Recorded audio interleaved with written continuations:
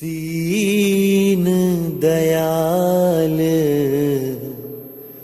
भरोसे तेरे, दीन दयाल भरोसे तेरे, सब परिवार चढ़ाया बेड़े, सब परिवार चढ़ाया बेड़े, दीन दयाल भरोसे तेरे, दीन दयाल भरोसे तेरे। नाम जपो जी ऐसे ऐसे, नाम जपो जी ऐसे ऐसे, ध्रुव प्रहलाद जप्यो हर जैसे, ध्रुव प्रहलाद जप्यो हर जैसे, दीन दयाल भरोसे तेरे।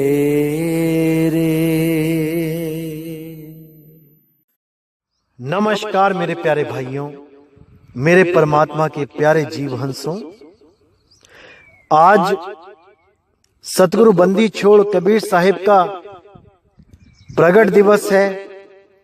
इस उपलक्ष्य में मैं आप सब मेरे देशवासियों को, मेरे भाइयों को लाख लाख बधाइयां देता हूं और मालिक से अरदास करता हूं कि आपके जीवन में ऐसा उजियाला हो जाए कि अज्ञान रूपी अंधकार सदा के लिए खत्म हो जाए।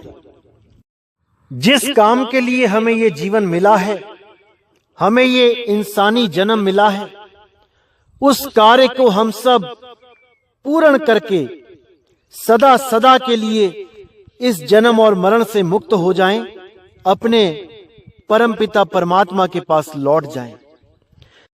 इन सब धर्मों से, इन सब जात पातों से ऊपर उठ के इंसानियत से प्रेम करें, इंसान को इंसान समझें।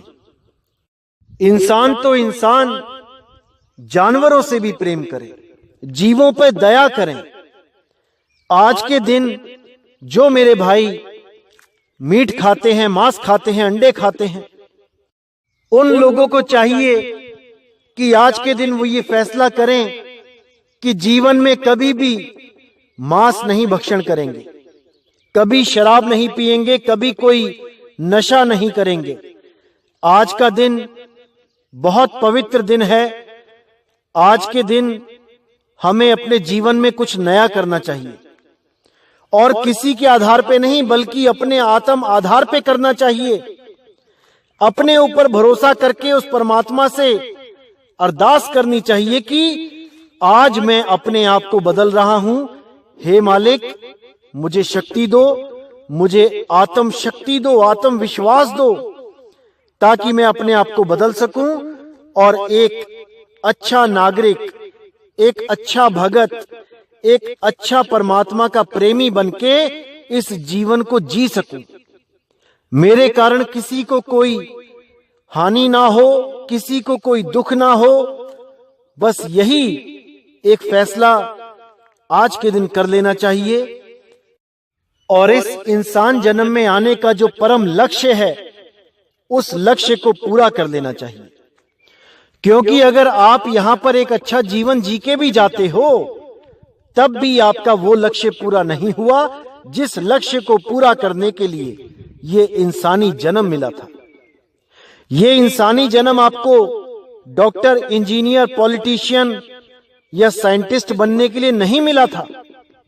यह अच्छी बात है कि अगर आप इनमें से कुछ बनते हो, बहुत अच्छी बात है, आप समाज में एक अच्छे नागरिक का रोल अदा करते हो, बहुत अच्छी बात है। लेकिन आपका लक्ष्य यहां पर केवल रोल अदा करना नहीं था।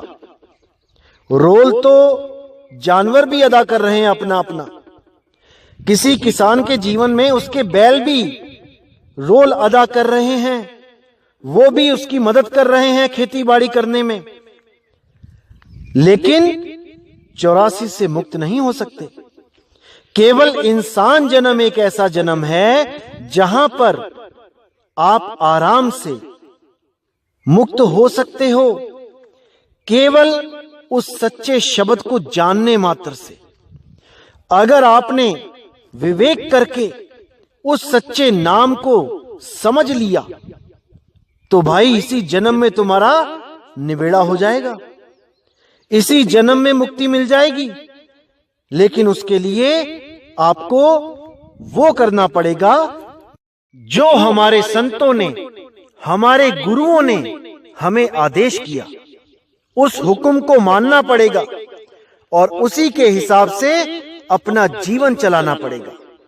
तब निश्चित ही इसी जन्म में आप जन्म मरण से सदा के लिए मुक्त हो जाओगे, इसमें कोई संशय नहीं है। इसीलिए मैं बार बार कहता हूं कि अपने विवेक को जगाओ। जब तक आप विवेकी नहीं होगे, जब तक कल्याण नहीं हो सकता। क्योंकि अपना कल्याण आपने स्वयं करना है। गुरु तो केवल एक मार्गदर्शक होता है, गुरु तो केवल एक रास्ता दिखाने वाला होता है। चलना आपने है मेरे भाई। गुरु अपने कंधों पे बैठा के नहीं ले जाएगा कि कोई इस गलत फहमी में रहे कि गुरुजी ही पार कर देंगे। गुरु केवल सत ज्ञान देता है, सत मार्ग बताता है। और जिस मार्ग पे गुरु चल रहा होता है वो अपने शिष्य को भी उसी रास्ते पे चलने के लिए प्रेरित करता है। और धीरे धीरे धीरे धीरे करते शिष्य भी उस मंजिल तक पहुंच जाता है। बस उसको अभ्यास और वैराग, ये दो चीजें अपने जीवन में धारण करनी पड़ती हैं। बार बार अभ्यास करना है और इस दुनिया को मिथ्या जान के इससे वैराग लेना है। अभ्यास क्या करना है? उस नी शब्द को अनुभव करना है। उस नी शब्द को सुरत के द्वारा उसका अनुभव करना है। जैसे ही नी शब्द का अनुभव हो गया तो समझ जाना मेरे भाई कि अब जन्म मरण से पीछा छूट गया। और वैराग में इस दुनिया को मिथ्या जान के इस चकाचौंध की दुनिया से दूर हो जाना है। रहना इसी दुनिया में है, लेकिन दुनिया में रहते हुए इस चकाचौंध से दूर रहना है। तो इन दोनों चीजों को जब कोई साधक अपने जीवन में धारण कर लेता है तब उसको कोई हिला नहीं सकता। शुरू शुरू में मुश्किल आती है, बिल्कुल आती है। हर जगह हर काम में शुरू में रुकावटें आती हैं, बहुत सी रुकावटें आती हैं, लेकिन सफल वही होता है जो इन रुकावटों को पार कर जाता है। इसलिए हमारा ये फर्ज बनता है कि हम अपने रास्ते पे, अपने मार्ग पे अटल होके चलते रहें, चलते रहें, चलते ही रहें, कहीं भी रुके ना। क्योंकि रुकना ही असफलता की निशानी है। बढ़ते ही जाना है जब तक मंजिल ना मिल जाए। तो जिन मेरे भाइयों को नामदान मिला हुआ है, बख्शिश हो चुकी है, मैं पूरी उम्मीद करता हूं कि वो अपने इस कार्य को इसी जन्म में संपूर्ण करके सदा सदा के लिए परमपिता परमात्मा में लीन हो जाएं। इस जन्म मरण से अपना छुटकारा कर लें, उस बंदी छोड़ से मिलाप कर लें। और दोबारा कभी भी इस मृत्यु लोक में ना आए, सदा सदा के लिए मुक्त हो जाएं। तो इसी अरदास के साथ मैं वाणी को यहीं विराम देता हूं और हमेशा यही चाहूंगा मालिक से कि आप सब मेरे भाइयों का विवेक हमेशा पहले से ज्यादा बढ़ता ही जाए और जीवन में ऐसी अनुभूतियां होती जाएं जिससे आप परमात्मा के मार्ग पे दृढ़ होते जाएं, क्योंकि वो परमात्मा हमसे दूर नहीं है, वो बहुत पास है, बस हमें दिखाई नहीं दे रहा। इसीलिए बोला गया है वाणी में, ओ शाह असा तो वख नहीं पर देखण वाली आंख नहीं। वो देखने वाली आंख गुरु के द्वारा प्राप्त होती है। गुरु ही विधि बताता है परमात्मा को प्राप्त करने की। इसलिए मेरे भाई, जिन्होंने भी आज तक कोई गुरु धारण नहीं किया है, वो जरूर गुरु धारण करें। किसी को भी करें, शुरुआत कहीं से तो करें। अगर शुरुआत ही नहीं करोगे तो सतगुरु तक कैसे पहुंचोगे? उस सच्चे शब्द देने वाले गुरु तक कैसे पहुंचोगे? अगर नर्सरी में एडमिशन ही नहीं लोगे तो कैसे पीएचडी तक पहुंचोगे? इसलिए भाई, गुरु जरूर धारण करो, कामिल मुर्शद जरूर धारण करो, ताकि वो आपको उस परम ज्ञान से जोड़ सके, ताकि आपका जीवन गुरुमय हो सके। जो जीवन कटी पतंग की तरह बहता ही जा रहा है, उसको एक नई दिशा मिल सके। तो गुरु धारण जरूर करें।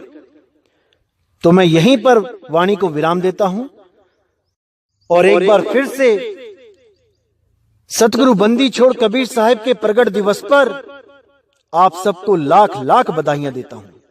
साहिब बंदगी सतनाम।